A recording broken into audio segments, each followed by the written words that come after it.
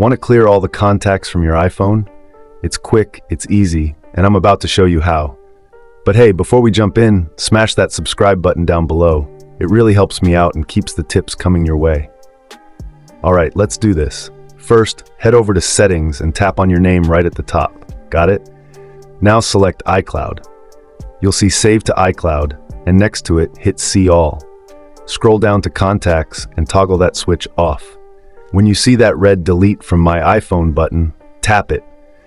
Boom, your iCloud contacts are gone from your phone. But here's the thing, it won't touch contacts linked to your email accounts. Now, if you want to wipe those out too, here's what you do. Head back to the main Settings menu. Scroll all the way down and tap on Apps. Then scroll until you find Contacts and tap on it.